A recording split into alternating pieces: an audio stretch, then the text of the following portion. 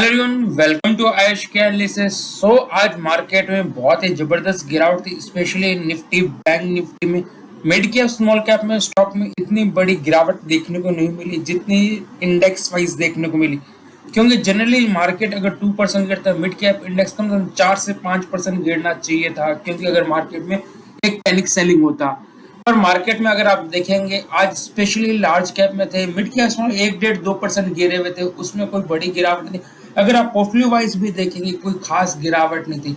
अगर आपने बात करेंगे निफ्टी को जो मेन ड्रैग किया है वो है रिलायंस। रिलायंस अगर आप देखेंगे निफ्टी के तरफ जैसे पूरा दिन वो नीचे की तरफ आता है, रिलायंस भी आज लोग 4% डाउन था। वो मेन कंपोनेंट था जिसका हाई वेटेज है निफ्टी के अंदर, उसके वजह से मार्केट में गिरावट देखने को, निफ्टी में गिरावट देखने को मिली। वही बैंक निफ्टी का बात करें, कोटक हो गया, एचडीएफसी बैंक हो गया, उन दोनों में भी अच्छी खासी गिरावट थी।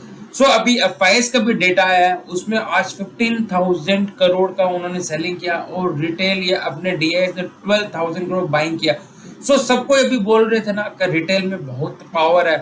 आज 15,000 सेलिंग से ही मार्केट में इतनी बड़ी गिरावट। तो आप कभी भी आपको कोई बोले कि रिटेल इंडिया को डोमिनेट कर रहा है तो वो मत सोचिएगा, क्योंकि एफआईएस का मेनली इन्वेस्टमेंट जो होता है ना वो रहता है लार्ज कैप में। लार्ज कैप में आज जैसे आप देख सकते हैं इंडेक्स में सेलिंग है, तो मेनली लार्ज कैप में उन्होंने प्रॉफिट बुकिंग किया या उन्होंने यहाँ पे एग्जिट किया। वही अगर स्मॉल कैप मिड कैप उनका पोजीशन जो है वो अगर आप वेटेज देखेंगे वहां पे बहुत ही कम एलोकेशन रहता है।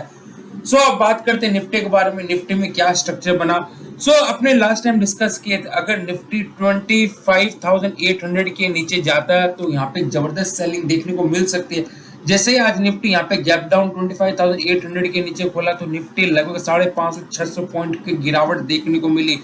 अब मैं आपको बताता हूँ यहाँ पे मेरा क्या बायस व्यू रह गया था। मेरे को जिस हिसाब से यहाँ पे स्ट्रक्चर लग रहा था कि निफ्टी इंपॉर्टेंट सपोर्ट के पास क्लोज दिया, पर मैंने एक जो मिस्टेक किया, देखिए मैं अपना जो मिस्टेक है ना ओपनली आके बताऊं, क्योंकि कोई भी परफेक्ट नहीं था, सब कोई मार्केट से लर्न करता है। बस ट्राई करना है मेरे को, या आप भी ये ट्राई करें, आप जो मिस्टेक करें उससे एक नया लर्निंग ले, नेक्स्ट टाइम वो रिपीट ना करें। अगर आप देखेंगे लास्ट निफ्टी ने यहाँ पे अच्छा मूव दिया, और अगर देखेंगे लास्ट टाइम जब भी निफ्टी ऊपर की तरफ जा रहा था ना तो हर बार मार्केट नीचे खुला तो ऊपर क्लोज है। अगर यहाँ पे देखेंगे फर्स्ट डे था निफ्टी गैप डाउन खुला और नीचे क्लोज दिया, सेकेंड डे भी निफ्टी गैप डाउन खुला और ऊपर जाके नीचे क्लोज दिया, तो यहाँ पे पता चल गया था मार्केट का ट्रेंड नेगेटिव हो चुका है। पर मेरा इस दिन बायस्ड व्यू क्या था, मेरा बायस्ड व्यू ये था का मार्केट इंपॉर्टेंट सपोर्ट के पास क्लोज दिया। मैंने प्राइस एक्शन ज्यादा फोकस नहीं किया और मैंने लेवल्स ज्यादा फोकस किया। अगर उसी दिन अगर मैं यहाँ पे कोई पुट ले लेता है निफ्टी शॉर्ट में तो वहां पे बहुत अच्छा प्रॉफिट बन सकता था। नेक्स्ट टाइम आप भी ध्यान रखिएगा जब मार्केट का डायरेक्शन चेंज हो रहा है, रिवर्सल, और अगर आप 2 बार देख रहे हैं लगातार बैक टू बैक मार्केट ऊपर के जाके एंड ऑफ द डे नीचे की तरफ क्लोज दे रहा है, तो वहां पे सपोर्ट हो नहीं हो कोई मैटर नहीं करता, वहां पे आप पुट के थ्रू मार्केट में एक पोजीशन ले सकते हैं, क्योंकि अगेंस्ट अगर मार्केट खुलता तो आपके पुट में लिमिटेड लॉसेस रहते हैं। वही प्रॉफिट जो अगर मार्केट आपके डायरेक्शन बोलता है मार्केट नेगेटिव, जैसे आज जिन्होंने भी निफ्टी में पुट ले रखे थे उन्होंने बहुत ही अच्छा पैसा बनाया होगा। ये सारे चीजें हैं, धीरे धीरे अपने को इनकॉर्पोरेट करना है, क्योंकि मैं इंडेक्स में ट्रेडिंग आपको पता है मैं कम करता हूँ, फोकस कम करता हूँ। ये एक मेरे लिए नया लर्निंग है जो मैंने प्राइस एक्शन में इसमें फोकस किया। इसको फिर से सुनिएगा, जो मैंने आपको बताया, जो इंडेक्स में स्पेशली ट्रेड करते हैं उनके लिए बहुत अच्छा लर्निंग मिल सकता है, क्योंकि ये सब पैटर्न्स ना मार्केट में बार बार रिपीट होते रहेंगे। बस आपको अपना सेटअप का वेट करना पड़ेगा।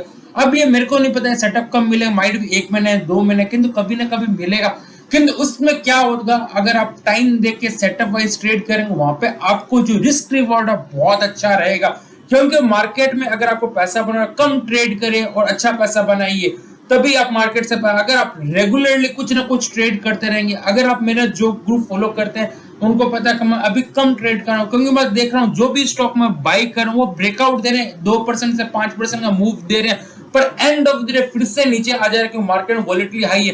क्योंकि जनरली मैं 2% 5% कभी भी टारगेट नहीं करता, मैं टारगेट रखता हूँ 10 से 15%, पर अभी लास्ट कुछ दिनों से मार्केट का वो स्ट्रक्चर है नहीं।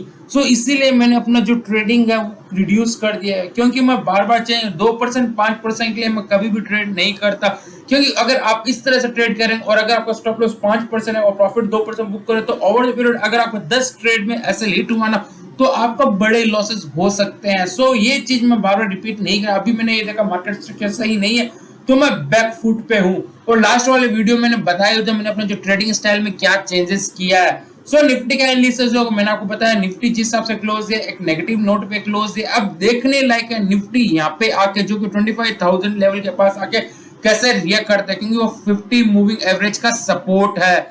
सो यहाँ पे वेट करेंगे, मार्केट अगर रिवर्सल होता है कोई पॉजिटिव करना तो माइट भी एक पुल बैक देखने को मिल सकता है। अब बात करते हैं बैंक निफ्टी में डेली चार्ट में क्या स्ट्रक्चर बन रहा है। सो आप देख सकते हैं बैंक निफ्टी में सेम ही चीज हुआ, मार्केट यहाँ पे फर्स्ट डे नेगेटिव नोट पे क्लोज, सेकंड डे भी lower level close, third day भी लोअर लेवल क्लोज हुआ। सो उसके बाद देखिए आज बैंक निफ्टी 1000 पॉइंट गिरावट है। सो यहाँ पे दो स्ट्रक्चर में अपने को समझ जाना चाहिए था मार्केट में क्या हो रहा है, क्या बताना चाह रहा है प्राइस एक्शन। सो जिन्होंने ये रीड किया उन्होंने बहुत अच्छा पैसा बनाया, ये और एक्सपीरियंस है। मैंने अभी फोकस किया, कल जब मैं मार्केट को देख रहा था और मैंने रियलाइज कि मैंने कहाँ गलती किया, ये मूव को मैं क्यों कैप्चर नहीं कर पाया, तब जाके मेरे को लगा ये स्ट्रक्चर में यहाँ पे मिस कर गया था। अब बात करते हैं बैंक निफ्टी। अगर आप देखेंगे बैंक निफ्टी एक इंपॉर्टेंट सपोर्ट के पास है, साथ ही 50 मूविंग एवरेज भी है। और ये अगर आप देखेंगे बैंक निफ्टी यहाँ पे बहुत टाइम कंसोलिडेट फिर ब्रेकआउट दिया, फिर इसको पुल बैक कर रहा है, रिटेस्ट कर रहा है, क्योंकि लास्ट टाइम एक्सपेक्ट कर रहे थे यहाँ पे पुल बैक एक रिवर्स हो सकता है, इसने इसको रेस्पेक्ट नहीं किया, गैप के साथ खोला। अब माइट भी कल ये 50 मूविंग एवरेज और इस लेवल को रेस्पेक्ट कर सकता है। सो निफ्टी बैंक निफ्टी को अवॉइड करना चाहिए। डेली बेसिस पे कैसे क्लोज उस पर डिपेंड करता है मार्केट का नया डायरेक्शन क्या रहेगा।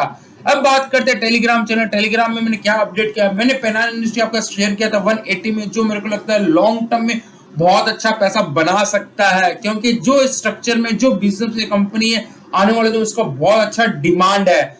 फिर उसके बाद एक पेनी स्टॉक जो 20 रुपीज के अंडर है, 20 रुपए के अंदर, जो मेरे को लगता है आने वाला अच्छा मूव दे सकते हैं। जब मैंने शेयर किया ये स्टॉक कुछ परसेंट प्लस था और यहाँ पे लास्ट में ये बाइंग फ्रीज हुआ, बीच बीच में खुल रहा था कि मार्केट में जबरदस्त सेलिंग था, पर लास्ट में इसने एक अच्छा प्राइसिंग नोट पे क्लोज दिया, एक बाइंग फ्रीज लेवल पे क्लोज दिया। सो माइट भी मेरे को लगता है आने वाले दिन इसमें और भी मोमेंटम देखने को मिल सकता है। ये सेक्टर बहुत हॉट है तो इसमें नजर बना के रखें। अगर आप स्टॉक के बारे में जानना चाहते हैं इस लिंक के थ्रू आप ये अनलॉक कर सकते हैं। अब बात करते हैं कल के स्टॉक के बारे में। कल कौन सा स्टॉक मेरे रेडार पे, कल के लिए मेरे पास एक ही स्टॉक है जो मेरे रेडार पे है, वो सीगल।